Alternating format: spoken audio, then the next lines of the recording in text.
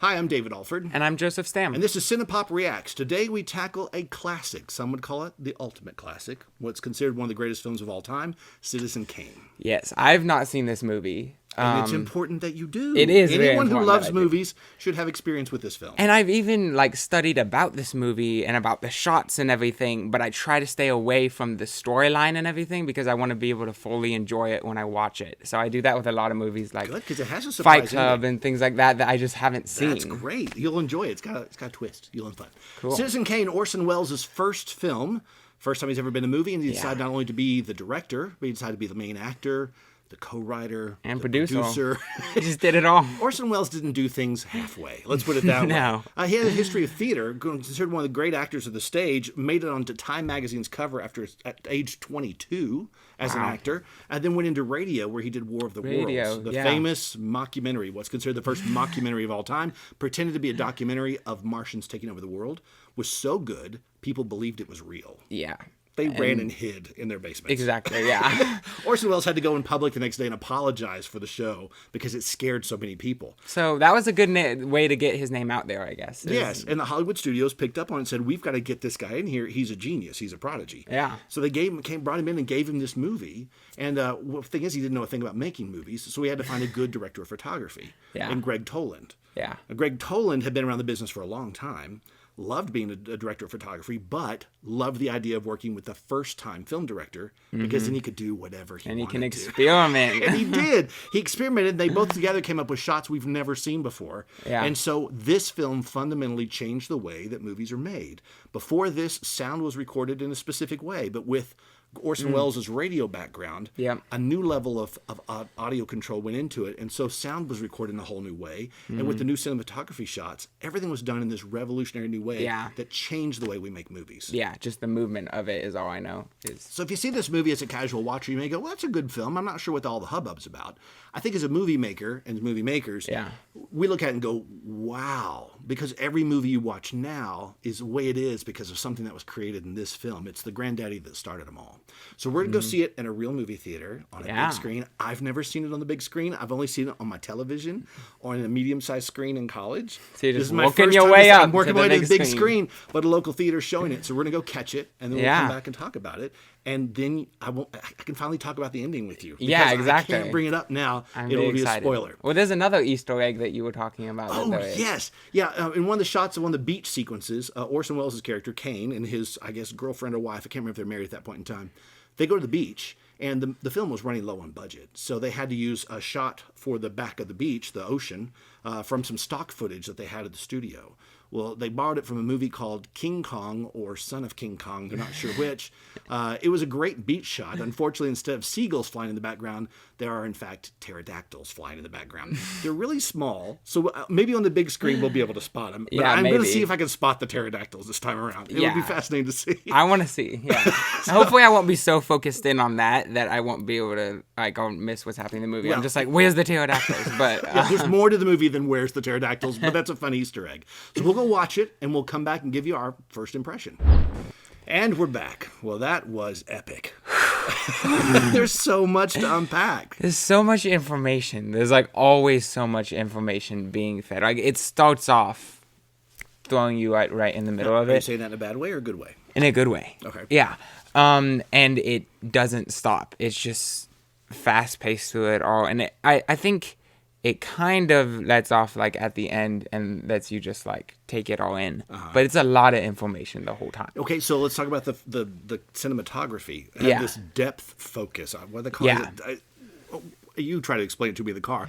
So literally you can see the foreground and what's happening. You can see the middle ground and you can see the background all in clear focus. Yeah. And that's not something many directors do. Many directors like to direct your focus by saying, hey, look at the person up front. We're going to kind of blur out the people in the back. Or, hey, look at something way back here. We're going to blur out the people in the front. And they kind of point your eye with the camera. Yeah. But Orson Welles chose not to do that. He chose to keep everything in clear focus. Right. And with that, there was always three things happening at the same time is what I noticed. It was a pattern. There would be a couple people or one person having a conversation right here, then someone else right here, and then something else happening in the background. And it all had to do with the same thing. There was even people walking in the background of a shot, and then at one point everyone just turned their head toward the conversation that was happening, and you can see all their faces turning. Right, and you didn't even some like I don't think you even specifically noticed that, but subconsciously it makes a difference, that you get the feeling, okay, this is very important piece of information we're about to get. It's so thoughtful. Everything feeds into everything in this movie. It's like no detail is left to be just random. Everything ties into the story. Yeah. I mean, Orson Welles comes from a theater background, and what we were amazed at is that the actors apparently in the movie are all from his Mercury Theater. At least all the principal actors are. Yeah. And most of them had never been on camera before. Yeah. So this is a lot of theatrical people, stage people, taking their first attempt at a movie, and what they created is one of the most famous movies of all time. Yeah, and he even had like a special thing for them at the end that was like, this is their first motion picture, here's who they are, and like showed them each. Because nobody knew them in movies at that point in time. They were not movie stars, but the acting was phenomenal. It was. I mean, I didn't. There wasn't a weak link in the bunch, and everyone had very full, rich characters. So hats off to the theater community. I think what they brought is a rich depth of acting to the scene. Yeah. That were 100% believable. Definitely. Let's talk about their aging process. Now, the story's told out of sequence, starting with his death and then moving backwards and hopping around through his life, all in non-sequential order. Something very unusual that had not been done in theaters before. It was very effective. It was very effective, and it was very slick. Yeah. But these people aged from elderly to near death to young adults meeting for the first time. Yeah. And this is before CGI. Keep in mind, this is just pure stage makeup. It's all practical, yeah. It's all with acting and countenance and facial way you held your facial expressions. And some latex stuff thrown on from the 1940s. So they weren't given anything to help them. No. Yet it was as believable as what we've seen with Samuel L. Jackson in Marvel. Yeah. It's like, he had CGI doing all the work for him. Right. And it looked great, but these people were just as believable with some latex and acting. Yeah, especially Orson Welles. Oh my goodness. His change was amazing. Yeah, I was not expecting that. He was so, you could tell he was so into it, because I mean, he was producing the thing, he was writing the thing, he was acting sweeping in up the floors where the sets were over. I'm sure. Probably built a few sets by himself. Yeah, too, probably. But he consumed a crazy amount of caffeine to keep him up, apparently. 30 cups a day. They 30 had to cups a day. Hospitalized for caffeine poisoning, apparently. Yeah. And then they tried tea and that didn't work at all. You could just tell he was really putting his heart and soul into it. And it was like, his performance was incredible. It was incredible. And I don't know if he was nominated for an Academy Award. He didn't win. Yeah. The only Academy Award the film won was for the screenwriting, which he was part of. But it was nominated for 9. 9 categories. And only won 1, which is surprising to me. What's interesting to me is when this came out, William Randolph Hearst, who was a famous newspaper guy that many people believe the story was fashioned after him. Yes. His name's never brought up, and it was almost like too similar to his life story to not have something to do with him. Yeah. So he was very opposed to the film. Yeah. And did not want it to come out, and did everything in his power, and he had considerable power to shut the film down. He didn't. The studio RKO stood behind Orson Welles. Yeah. And put out the movie anyway. They did, but some theaters didn't show it just because of all the controversy and everything. And I'm didn't sure want to Hearst get in had that. something to do with that. Yeah, too. I'm sure. Yeah. So the movie was not terribly successful. Yeah, not as successful as it would have been if had it been left alone. Yeah. Yeah. Fascinating stories on every level. Okay, I did see the pterodactyls, just so you know. You did? I the didn't. Pterodactyls are there. There's a picnic scene where the car's driving out to the beach. They're taking a whole bunch of friends out to the beach. And there's like a pig roast and some music being played. And in the background, you can see like Florida Everglades.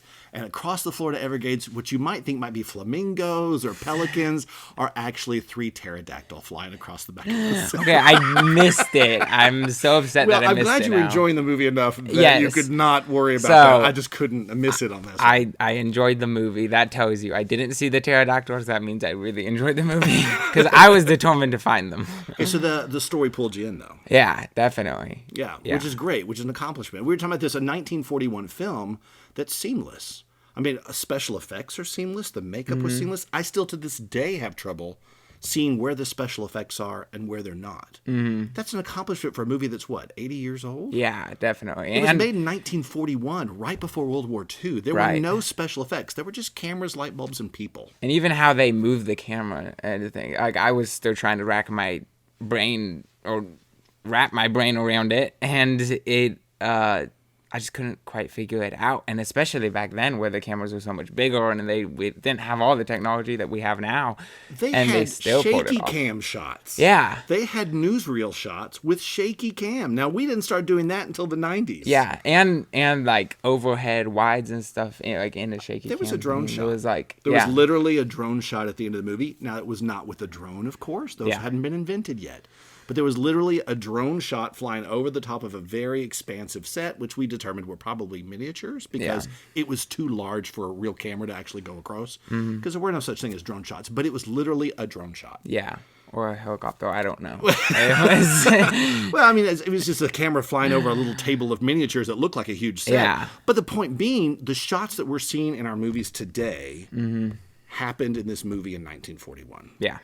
So hats off to Greg Tolan. I mean, he invented some things that we still use to this day. Mm-hmm. And that's why it's one of the greatest movies of all time. Yeah, it's just wild. And I can see people just watching it and being like, oh, it was all right, and, dismissing it. But I just, especially in the time it came out and everything, if you know all the history of it, it's mind-blowing, honestly. It's Well, what they could accomplish. I mean, there was one shot where the camera goes through a sign and into a window down into a nightclub. And you would think in today's terms, no big deal. I mean, we just CGI everything. Yeah. Camera travels on a crane. No big deal. But they actually had set pieces that had to separate at just the right time so the camera could continue going through. Yeah. And then they had to do a transition into the nightclub through the window in the rainstorm. Yeah. Now, granted, these transitions were not as tight as what we can do now with computer effects. yeah, But they were amazingly smooth. yeah, definitely. I mean, the way they transitioned from scene to scene really was remarkable. Right, and the transitions between in the dialogue, they will use the dialogue to transition from scene to scene and just jump into the scene without setting it up or anything. It was all there, because one person would be talking about something, and then we would just start the next scene with this person talking about the same thing, either in the context or not in the context. It doesn't really matter. But it was just a seamless transition, and then boom, we're there, and this is what we're doing. And it was kind of a fast-paced information like the whole time, and especially when you had, layers to it with 3 things going on at the same time. There was always something to be paying attention.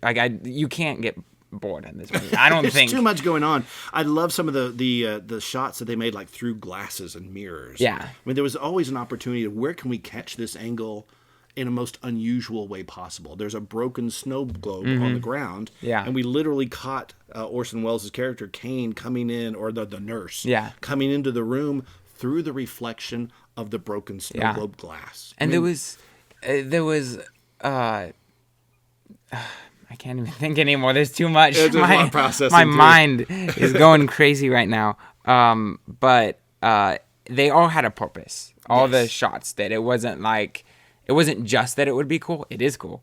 But it's not just that it's cool. They all had a purpose for every shot, and it was insane that they could pull it off. Well, the planning that must have went into this film is enough to make my head hurt. And Yeah. that's where I think my hat's off to these people. They must have worked so hard to plan this movie. Yeah. And worked so hard to shoot this movie because everything was so intentional down to the smallest costuming detail. Everything was painstakingly paid attention to. It's difficult to pull off that in any movie. It's especially hard to pull it off today. Yeah. Where movies are cranked out so quickly. I don't know how long this movie it took to shoot, but I can't imagine how many man hours went into it. Yeah. How much work had to be done manually with labor. But the painstaking detail these people paid into every moment, into every shot, is just a tribute to these people's exceptional work. Yeah. So do they earn the title of best movie ever? They worked for it. Yeah. They really did. Now, let's pull that back. Best movie ever is a term that I don't think really exists. No. Yeah. I'm not going to say this is the best movie ever at all.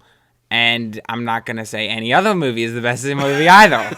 But this is a very good movie. And when you watch it, you can see why people say that. Yes, it's certainly one of the greatest films of all time. Yeah. Certainly the most influential film of all time. Yeah. I'll say that. In modern cinema, certainly one of the most influential films. Yeah. Well, I hope you've enjoyed watching this review. We certainly have enjoyed doing it. Stay tuned to Cine-pop. Look for reviews there. There'll be a written review of this film as well as lots of the current movies that are out. So I hope you'll check that website out. And we'll talk to you next time on Cine-pop Reacts.